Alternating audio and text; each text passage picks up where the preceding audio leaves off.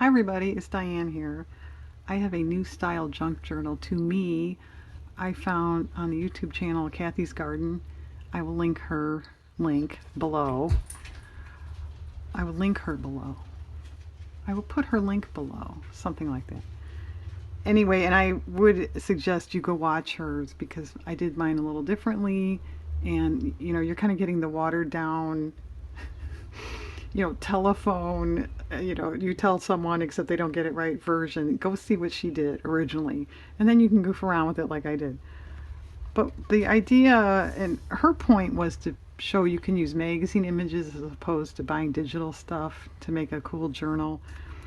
I have book page and magazine here, but this is what I did, and I'll explain it here in a minute. So she took a variety of sizes, and her actual journal was quite a bit bigger than this one. Glued them to paper. She had torn edges and inked around the edges. As you can see, I did schmutzy paint around my edges, and it's just plain cheap white printer paper I put these on. This is like a prototype, so I didn't want to use expensive stuff to try it. Okay, so you have a variety of sizes.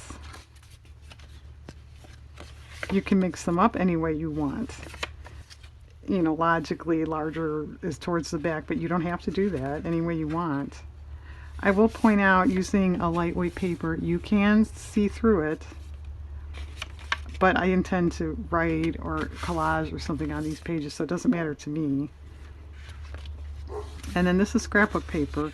So this back area is just like a journal. It's just scrapbook paper folded in half, and then I put in papers. I did a 5-hole stitch binding with a knot on the inside. I didn't put in a lot of papers. I don't like big fat bulky journals, and like I said, this is just sort of a prototype, so just to try it. I have 1, 2, 3, 4, 5, 6, 7 pages. Okay. But how you get it together, if you could tell there, these pages are hinged. So what she did, and I'm going to make a mini, because Diane and her minis, so we'll kind of do that together. As you can see, I folded this paper over. Okay. And please tell me, let me know. She had, an actual hinge, a separate paper, and glued it to that, and then glued it around. Is there a benefit to that as opposed to folding? I don't know. But I just thought folding sounded easier, so I did that. I don't know. Does it lay better or something if you actually hinge it? I don't know. But that's what I did. And then you glue your image down, and then trim it however you want. Narrow border, wide, whatever. Okay. So then pretend you have these pages with these images. If you want to use a color paper, a coffee dye paper, or whatever, that certainly would be interesting. I may do that. I don't know. I think these two I would do white, but I don't know. Okay, so pretend you have, these. And pretend this is your journal, okay? Then you just glue the hinges.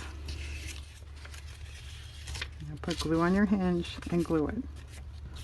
Put glue on your hinge and glue it. Okay? That's it. One little note, she didn't actually finish off a spine look. She suggested putting sari silk over. I thought, tell me this too, am I wrong? Now this is obviously too wide, but if you had something over, then these are not going to open as far and as flat. So I didn't want to do that have it on the front. I don't know.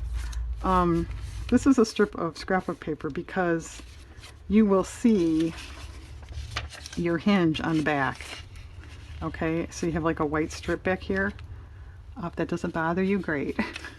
Most people would want to cover it up. So I put a strip of scrapbook paper over, and then this is just paint, which in theory is fine, but like I said, you're seeing where these ends are.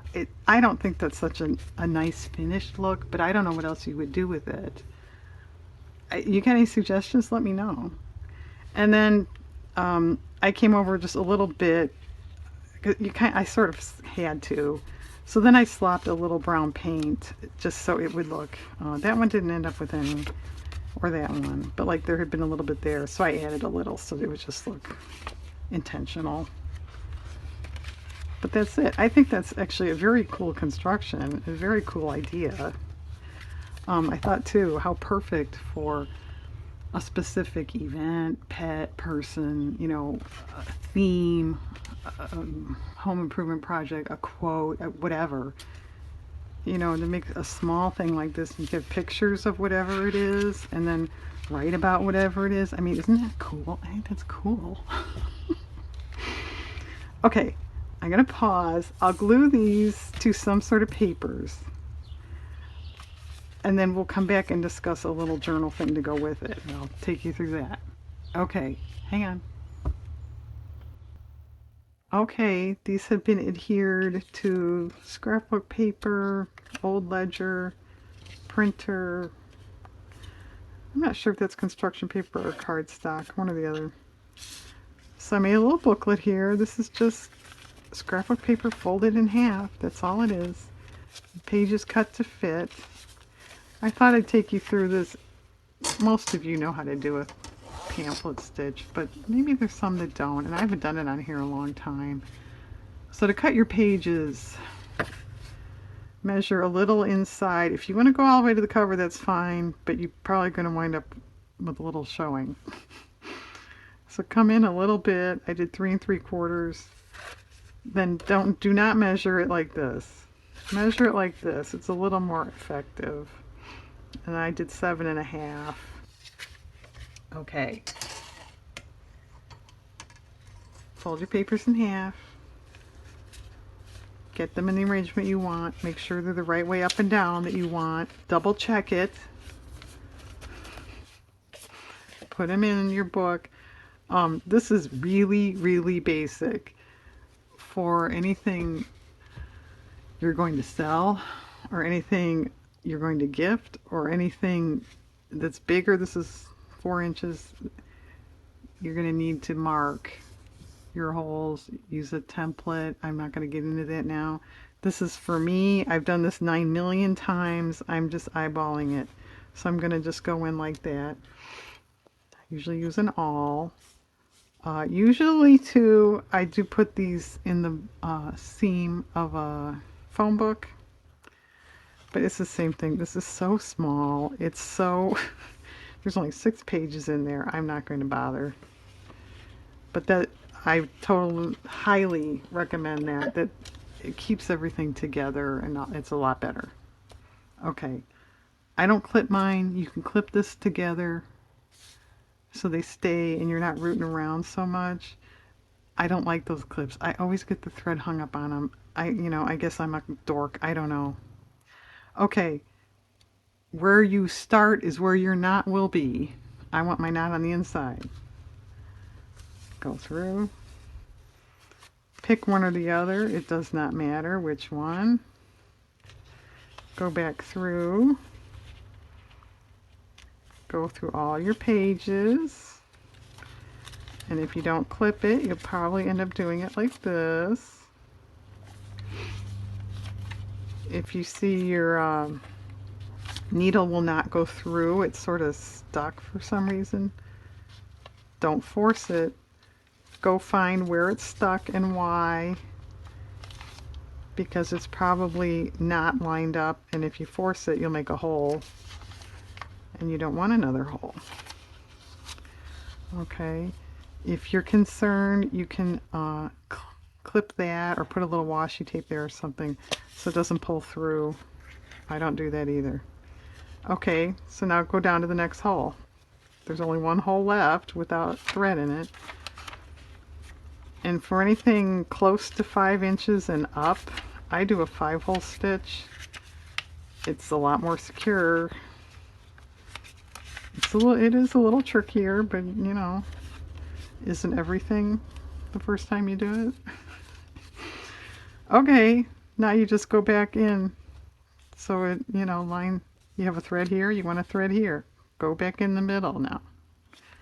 Okay, if you can tell at all, keep your needle away from the thread that's already in there. You don't want to go through the thread or it will not tighten up properly and you'll have to take it out and redo it. Okay. Get your thread ends on either side of this middle thing. Okay. Okay. And then you just basically tighten it up. I sort of do it this way instead of strictly taking the ends. I do this first. Alright, and then I give it a little test. No, see, to me that's wobbly. See how it's moving there? That's also why a 5-hole is nice. It tightens up a lot better. Quicker. Yeah, that's better. A little loose. If you're doing any short pages, make sure they hit at least 2 holes or that's going to sort of half fall out. No, that's loose. If you don't want to do this kind of baloney, just do a 5-hole stitch to start with. This is crochet cotton, by the way, the thread I'm using. Yeah, that's tight. Okay. People use a variety of different things. I've found that works fine. So you just do an overhand knot or a square knot, and then I do one more just to be extra safe. And you can cut your tails short, medium, long, leave them hang. You can leave them long and put beads or something on them if you like.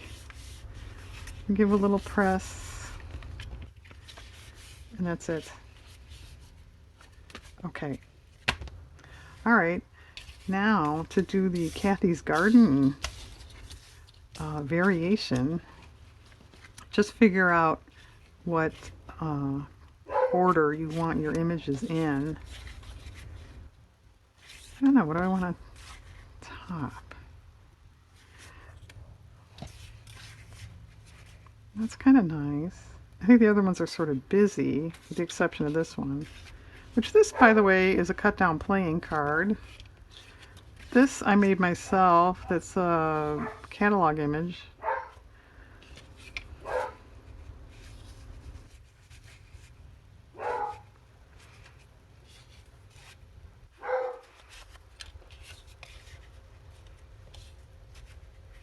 Alright, let's do this. That's real. It's off an actual envelope.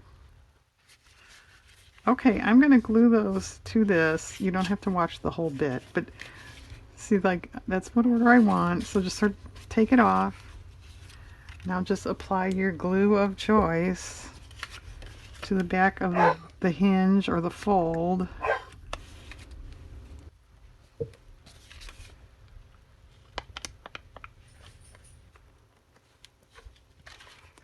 And glue it around it. That's it. Okay, but see, there's an example then of how you wind up with something showing on the back. So we'll address that. I'll glue these off by myself, and I don't know what I'm going to do. If I'll paint like I did on this one, we'll see. I did want to mention hers. She put a few pockets. Well, hers was bigger, but put a few tracing paper pockets on this stuff. That's clever. I think she had pockets on the inside covers too. I did not do that, obviously.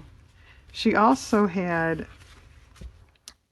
paper tabs on these things, which was a cool look. Yeah, I do recommend watch hers.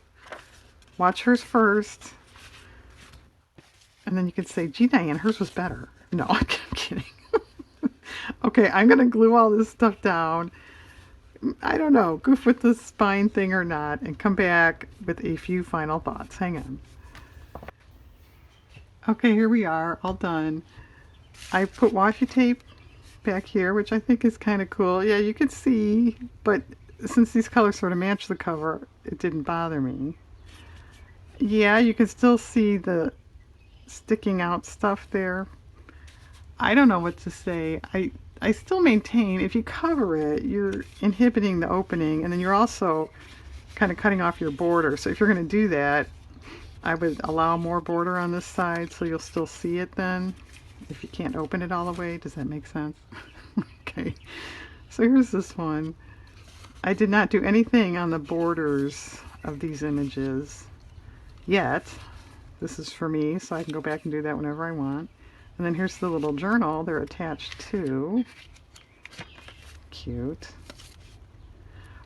I wanted to mention, I had said you can kind of see through this thinner, cheaper paper. Keep in mind, if you do something on this side and it's beyond your image, it'll show through to this side. So remember that. So here's this one again. So once again, I would advise you to go watch the Kathy's Garden video. If you try one of these, let me know.